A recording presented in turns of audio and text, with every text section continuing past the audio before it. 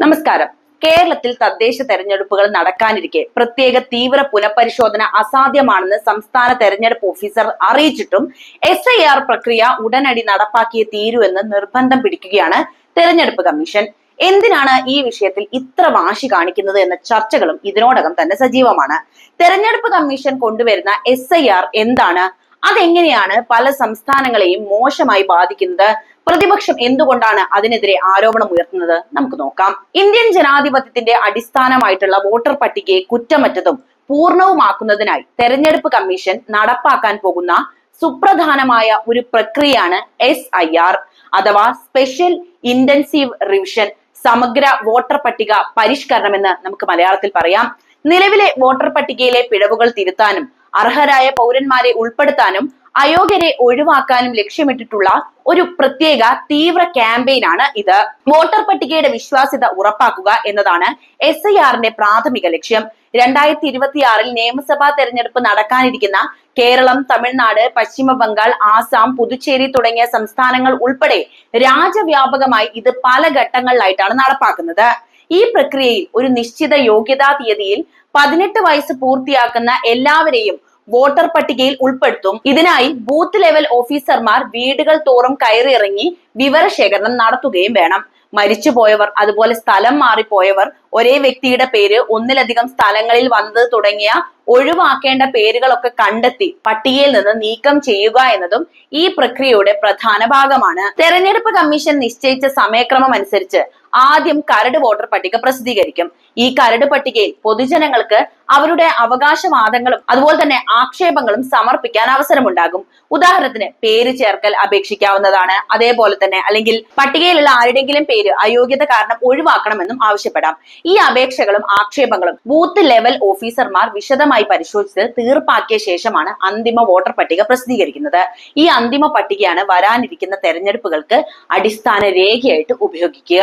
എങ്കിലും SIR പ്രഖ്യാപനം ചില സംസ്ഥാനങ്ങൾ, പ്രത്യേകിച്ച് കേരളത്തിലൊക്കെ രാഷ്ട്രീയ വിവാദങ്ങൾക്ക് തിരികൊളുത്തിയിട്ടുണ്ട് എന്നത് യാഥാർത്ഥ്യമാണ്. തെരഞ്ഞെടുപ്പ് അടുത്തു വരുന്ന സാഹചര്യത്തിൽ നമുക്കറിയാവുന്നതാണ്, അടുത്തു വരികയാണ് തെരഞ്ഞെടുപ്പ്.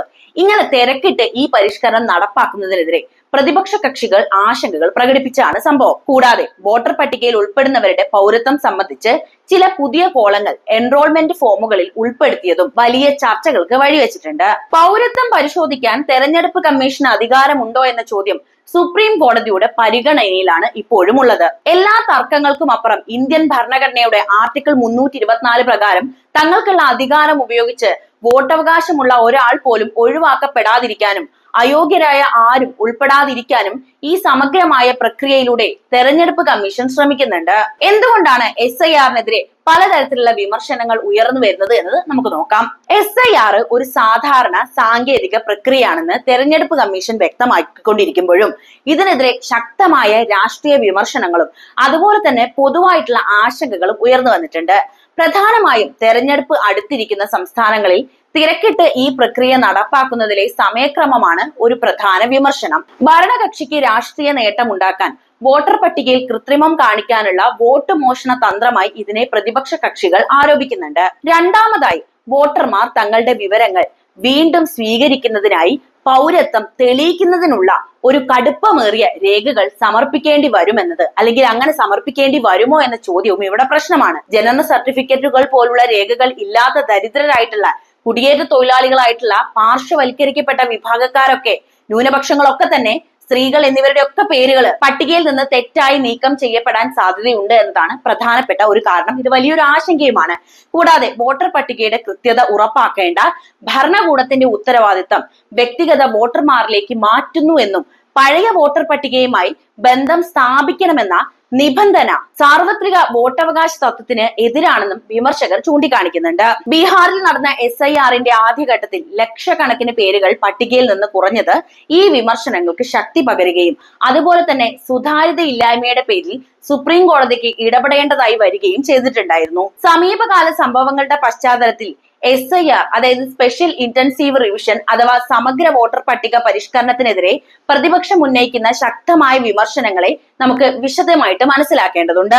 ഇന്ത്യൻ തെരഞ്ഞെടുപ്പ് കമ്മീഷന്റെ നിഷ്പക്ഷത സമീപകാലത്ത് ചോദ്യം ചെയ്യപ്പെട്ട നിരവധി സംഭവങ്ങൾ ഉണ്ടായിട്ടുണ്ട് എന്നത് നമുക്ക് എല്ലാവർക്കും അറിയാവുന്നതാണ് അല്ലെ. തെരഞ്ഞെടുപ്പ് കമ്മീഷണർമാരുടെ നിയമന രീതി സംബന്ധിച്ച നിയമ ഭേദഗതി, അതുപോലെ സുപ്രീം കോടതി ചീഫ് ജസ്റ്റിനെ ഒഴിവാക്കിയത്, ഭരണകക്ഷി നേതാക്കൾക്കെതിരെയുള്ള പെരുമാറ്റച്ചട്ട ലംഘനങ്ങളിൽ നടപടിയെടുക്കുന്നതിലെ കാലതാമസം തുടങ്ങിയ വിഷയങ്ങൾ കമ്മീഷന്റെ വിശ്വാസ്യതയ്ക്ക് മങ്ങലേൽപ്പിച്ചിട്ടുണ്ട്. ഈ പശ്ചാത്തലത്തിലാണ് SIR നടപ്പാക്കാനുള്ള കമ്മീഷന്റെ നീക്കം പ്രതിപക്ഷത്തിന്റെ വലിയ ആശങ്കകൾക്ക് കാരണമായിരിക്കുകയാണ്. ഇപ്പോൾ പ്രതിപക്ഷ പാർട്ടികൾ പ്രധാനമായും ഉന്നയിക്കുന്ന വാദങ്ങളിലേക്ക് നോക്കാം.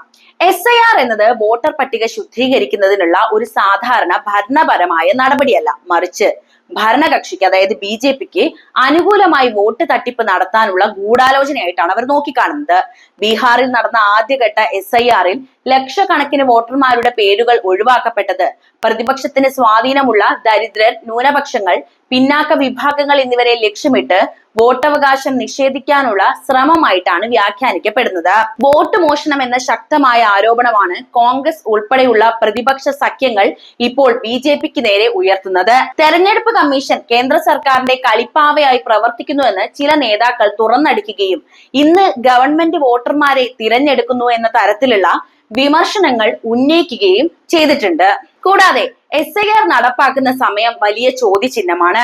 കേരളം, തമിഴ്നാട്, പശ്ചിമ ബംഗാൾ തുടങ്ങിയ സംസ്ഥാനങ്ങളിൽ നിയമസഭാ തെരഞ്ഞെടുപ്പ് നടക്കാനിരിക്കെ അല്ലെങ്കിൽ ഇപ്പോൾ അടുത്തിരിക്കെയാണ് തിരക്കിട്ട് ഈ പ്രക്രിയ നടത്തുന്നത്. ഇത് തെരഞ്ഞെടുപ്പ് ഫലത്തെ സ്വാധീനിക്കാനാണ് എന്നാണ് അവർ ആരോപിക്കുന്നത്.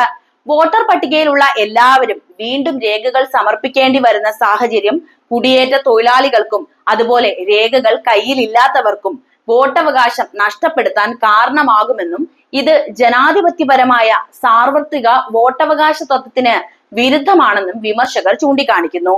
ബീഹാറിലെ നടപടിക്രമങ്ങൾ സുപ്രീം കോടതിയുടെ പരിഗണനയിലായിരിക്കെ തന്നെ കമ്മീഷൻ മറ്റു സംസ്ഥാനങ്ങളിൽ SIR പ്രഖ്യാപിച്ചത് ഏകപക്ഷീയമാണെന്നും പ്രതിപക്ഷം ചൂണ്ടിക്കാണിക്കുന്നുണ്ട്. ഈ പശ്ചാത്തലത്തിൽ SIR എന്നത് ഭരണഘടനാപരമായ ഉത്തരവാദിത്തം എന്നതിലുപരി ഭരണപരമായ അധികാരം ഉപയോഗിച്ച് തെരഞ്ഞെടുപ്പ് രാഷ്ട്രീയത്തിൽ ഇടപെടാനുള്ള ശ്രമമായിട്ടാണ് പ്രതിപക്ഷ പാർട്ടികൾ വിലയിരുത്തുന്നത്. SIR എന്നത് ഇന്ത്യൻ തെരഞ്ഞെടുപ്പ് കമ്മീഷൻ നടപ്പാക്കുന്ന വോട്ടർ പട്ടികയുടെ കൃത്യതയും അതുപോലെ തന്നെ അതിന്റെ വിശ്വാസ്യതയും ഉറപ്പുവരുത്താൻ ലക്ഷ്യമിട്ടിട്ടുള്ള ഒരു നിർണായക പ്രക്രിയയാണ്. ഈ സമഗ്രമായ നടപടിക്രമം രാജ്യത്തിന് നൽകുന്ന പ്രധാന ഗുണങ്ങൾ എന്തൊക്കെയാണെന്ന് നോക്കാം. ഒന്നാമതായി വോട്ടർ പട്ടികയുടെ സമ്പൂർണ്ണ ശുദ്ധീകരണം സാധ്യമാകുന്നു എന്നതാണ് ഏറ്റവും വലിയ നേട്ടമായിട്ട് നമുക്ക് കാണാനുള്ളത്. മരണപ്പെട്ടവരുടെ പേരുകൾ, ഒരേ വോട്ടറുടെ പേര്, ഒന്നിലധികം സ്ഥലങ്ങളിൽ ഉൾപ്പെട്ടിട്ടുള്ള പകർപ്പുകൾ അതായത് ഡ്യൂപ്ലിക്കേഷനുകൾ, സ്ഥലം മാറിപ്പോയവരുടെ പേരുകൾ എന്നിവ കൃത്യമായ ഭവന സന്ദർശനം വഴി അതായത് അവിടെ പോയി സന്ദർശിച്ച വഴി ഒഴിവാക്കുന്നുണ്ട്. ഇതുവഴി കള്ളവോട്ട്, ഇരട്ട വോട്ട് തുടങ്ങിയ ക്രമക്കേടുകൾ തടയാനും തെരഞ്ഞെടുപ്പ് പ്രക്രിയയുടെ സുതാര്യത ഉറപ്പാക്കാനും സാധിക്കുന്നുണ്ട്. രണ്ടാമതായിട്ട് നമുക്ക് പറയാനുള്ളത് അർഹരായ ഒരു പൗരനും ഒഴിവാക്കപ്പെടുന്നില്ല എന്ന് SIR ഉറപ്പുവരുത്തുന്നു എന്നതാണ്.